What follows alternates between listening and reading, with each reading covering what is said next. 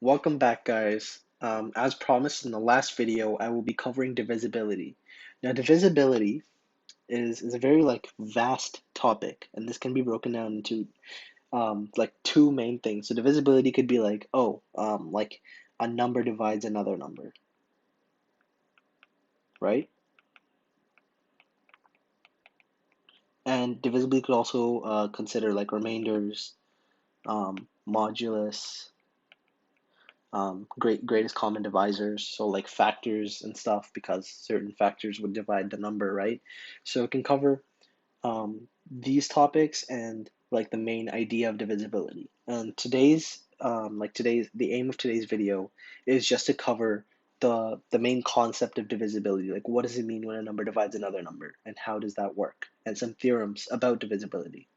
Um, then soon we will begin to dive deeper into things like remainders, modulus, greatest common divisors, and like theorems and stuff, and how to use that.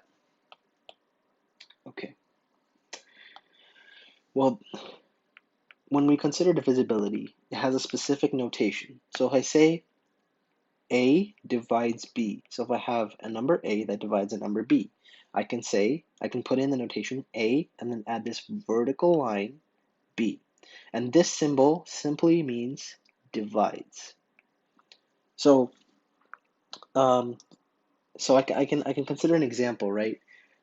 Say A is equal to 2 and B is equal to, let's say, 6, right? So I know that 2 divides 6, right? 2 is a factor of 6, so 2 divides 6, right? So I can say 2 vertical line 6 because I know 2 divides 6, right? Now, similar to how if you were to say something is equal, you'd put the equal sign, but when you're trying to show that it's not equal, you'd put the equal sign with a line through it like that, or like this. It doesn't matter, right? You'd basically show that they're not equal by putting a line through it to negate it, right?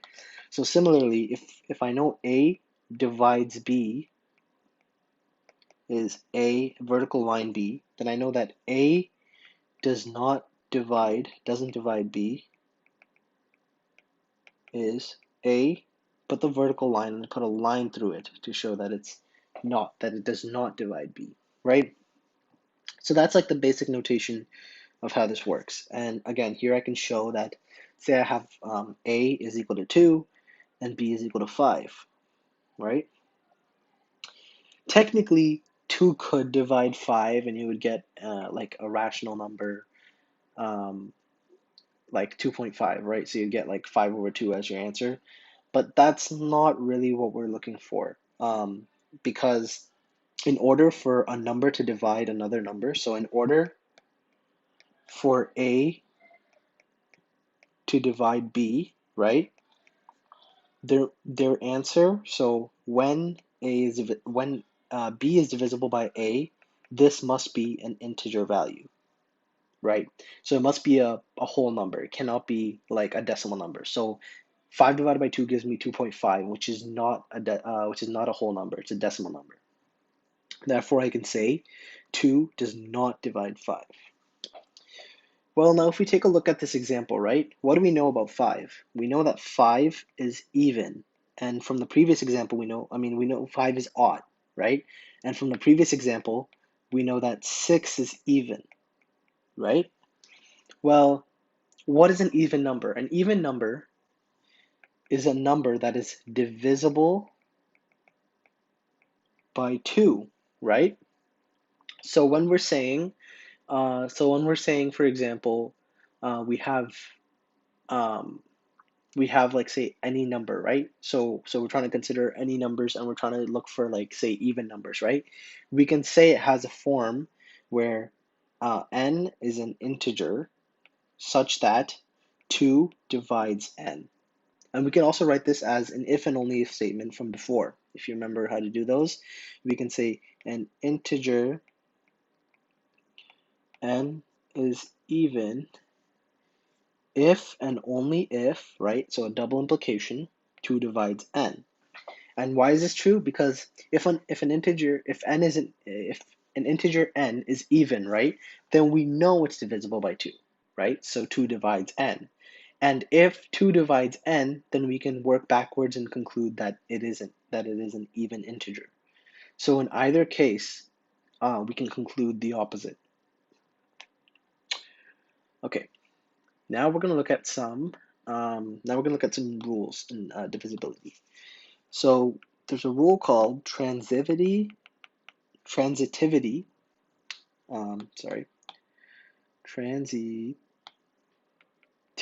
of divisibility, and this says that for all integers that I have, again, this is a form that I'm using from previous videos. So if you don't know the basic notation for proofs, you should check out my previous videos. For all integers a, b, and c, if I have a divides b and b divides c, then I know a divides c. Okay, so what does this mean? This means that if I have a number that is a factor of another number, and that number is a factor of another number, then I know that my original number is a factor of c. And there are plenty of ways that you could potentially prove this, but the easiest way would be because this is already proven, but like an easier way of understanding this would be by using numbers. So let's say a is equal to 2, and let's say b is equal to 4, and then let's say c is equal to 12. Well, we know 2 divides 4, we know 4 divides 12. Well, does 2 divide 12? Yeah, 2 divides 12, right? So therefore we know that since this is a factor of this, but this is also a factor of some third number, we can conclude that our original number is a factor of our third number. A more formal way to prove this would be using notation, because I can write, if I have a divides a number, right?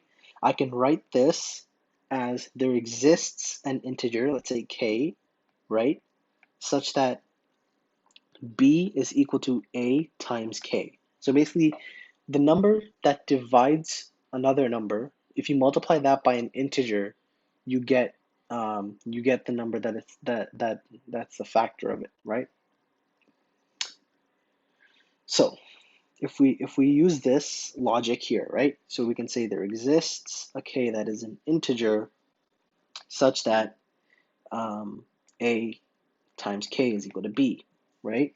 And similarly over here, we can say that there exists, say, another integer, let's call it L, such that B times L is equal to C. Well, we know B is equal to AK, right? So we can substitute AK into B, so then we get AKL, right, is equal to C. Well, since we know that K is an integer and L is an integer, we can conclude that this entire thing is an integer. So since A times some integer is equal to C, we can conclude that A divides C. So it's kind of working backwards from what we already know. Now, we can also say if A divides B or A divides C, then A has to divide BC. Okay, well, how would we think about this? Think about this in a very similar way. So there's going to be two kind of scenarios. So let's consider first if A divides B. Well, if A divides B, then that means B is equal to AK, right? And if B is equal to AK, and we need to end up with A divides BC, well, since A divides B, right, and BC has all the factors of B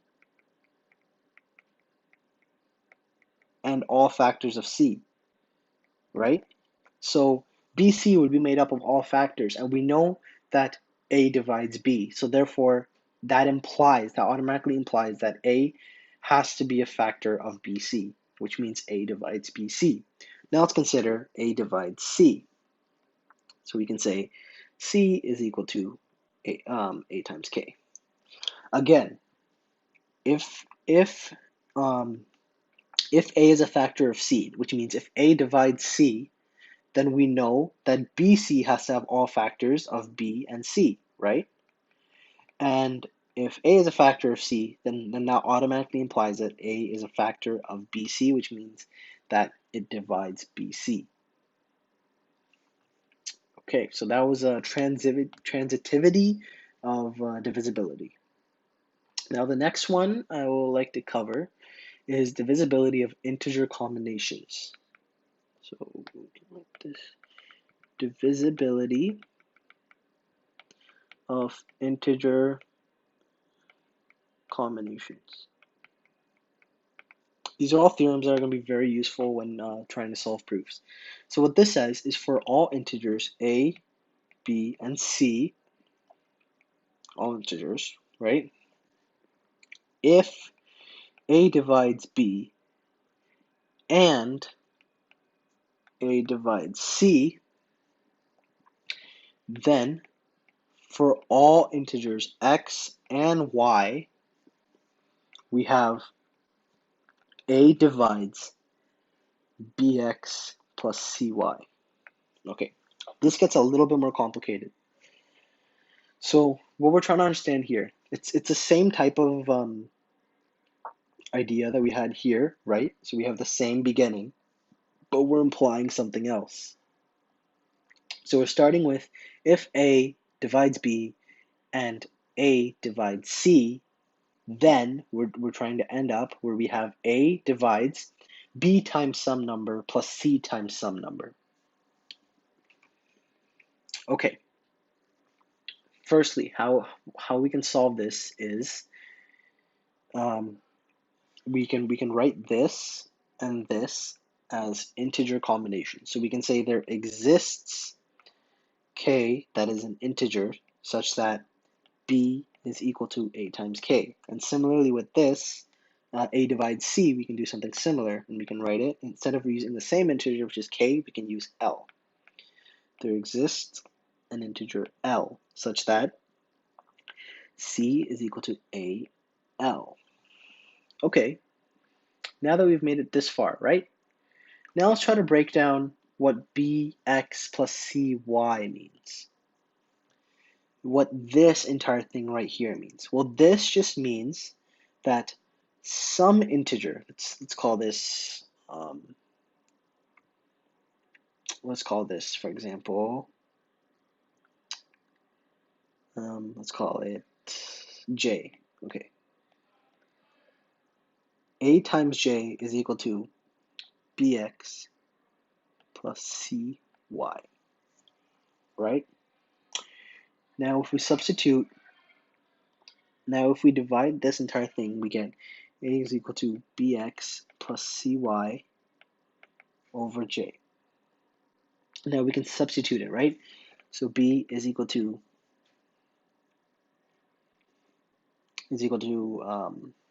bx plus cy over j all times k, right? And c is equal to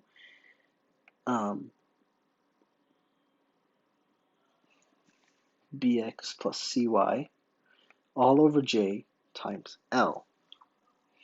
Now what does this tell us? This tells us that this j, the j down here, must divide k, and this j must divide l, which means j must be a factor of k and it must be a factor of l, because we know that b, c, and a are all integers, and we know that x and y are also integers. We know basically every single number involved in this expression are integers, which means that this has to be a factor of this in order for b and c to end up as integers. So by saying this, we're saying that these have to be a factor. That means that we're saying that a has to be a factor of bx plus cy if we have a divides b and a divides c, which means a divides bx plus cy. Another way to think about it could be you can think about it as bx plus cy, right? Well, what do you know? You know that b is equal to ak, so that means that this is just akx plus, well, what's c? C is just al, so ALY. You can factor out an a, and you get kx plus ly. And this shows that since this is an integer, a divides bx plus cy. Okay, that's all I wanted to cover for today's video. These are very important theorems, and you should know them very well because these theorems will be used even when we go over things like remainders, modulus, and all of those concepts. They're very key to to understanding those theorems as well. Okay, in the next video, we can potentially go over, induction and potentially also cover strong induction. Thank you.